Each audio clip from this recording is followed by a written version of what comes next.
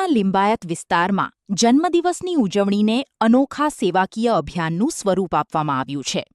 લિંબાયત ઉત્સવ સમિતિ દ્વારા સેવા, સંવેદના અને સંકલ્પના સંદેશ સાથે વિવિધ સેવાકીય અને ધાર્મિક કાર્યક્રમોનું આયોજન કરવામાં આવ્યું. નાગરિકોના આરોગ્યને ધ્યાનમાં રાખીને નિઃશુલ્ક મેડિકલ અને આંખોની તપાસ માટે આરોગ્ય કેમ્પ યોજાયો. યુવાનોને રોજગારીની તકો મળે તે માટે વિવિધ કંપનીઓની ઉપસ્થિતિમાં રોજગાર મેળાનું પણ આયોજન કરવામાં આવ્યું. આ ઉપરાંત જરૂરિયાતમંદ ગંગા સ્વરૂપ બહેનોને સાડીઓનું વિતરણ કરવામાં આવ્યું, જ્યારે વિદ્યાર્થીઓને સાયકલ, રેઇનકોટ અને સ્કૂલ બેગ આપી શિક્ષણને પ્રોત્સાહન આપવામાં આવ્યું. જરૂરિયાતમંદ પરિવારોને અનાજ સહિતની જીવન જરૂરી ચીજવસ્તુઓની કીટનું વિતરણ પણ કરાયું. અને લિંબાયત વિસ્તારના સુખ, શાંતિ અને સમૃદ્ધિ માટે સુંદરકાંડ પાઠનું આયોજન કરવામાં આવ્યું.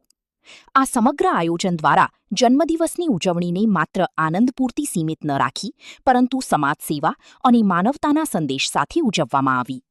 લિંબાયત વિધાનસભા પાસે મારા જનસંપર્ક કાર્યાલય પાસેથી જે આયોજન અનેક જન્મદિવસ નિમિત્તે મારા જન્મદિવસ નિમિત્તે જે કાર્યક્રમો રાખવામાં આવ્યા છે, એમાં હું મારા કાર્યકર્તા, પત્રકારો અને બધા પાયાના બુથ પ્રમુખો પણ એમનો પણ હું ખૂબ ખૂબ આભાર માનું છું.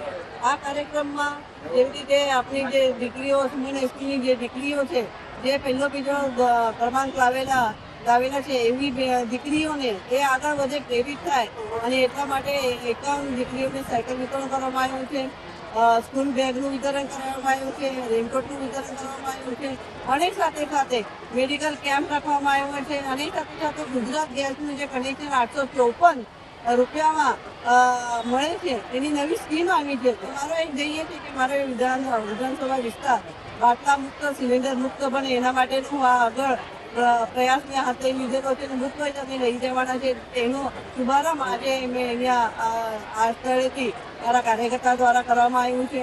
સાથે સાથે ગંગા સ્વરૂપા ભગીની છે, એમની પણ કીટની, અનાજની કીટનું વિતરણ છે, કોઈએ સાડીનું વિતરણ કર્યું છે. આ જન્મદિવસ એક માધ્યમ બનતો હોય છે, પણ ઘણા લોકોને એનો લાભ મળતો હોય છે. એના માટે આ જન્મદિવસ ઉજવવા માટે અમે હમી ભરતા હોઈએ છીએ. આ કાર્યકર્તાનો પ્રેમ અને નાગરિકોનો પ્રેમ અને લોકોનો પ્રેમ જોતા એવું લાગે છે આ જે પ્રેમ એમનો મળી રહ્યો છે, હું કદાચ કોઈ મળતો હોય પણ આવો આ લોકોને જેટલો મારા પર પ્રેમ અને સ્નેહ રાખ્યો છે, હું ખૂબ ખૂબ આભાર માનું છું. અને આ લોકો સેવાકીય કાર્ય માટે સદા તત્પર રહેતા અમારા ભારતીય જનતા પાર્ટીની ટીમ સદૈવ લોકોની સાથે રહી છે. પછી એ દુઃખ હોય, સુખ હોય, અમે સાથે રહીને બધા જ કાર્યોને પૂરા પાડતા હોય છે અને એટલા માટે અમારી ટીમને હું ખૂબ ખૂબ શુભેચ્છા આપું છું.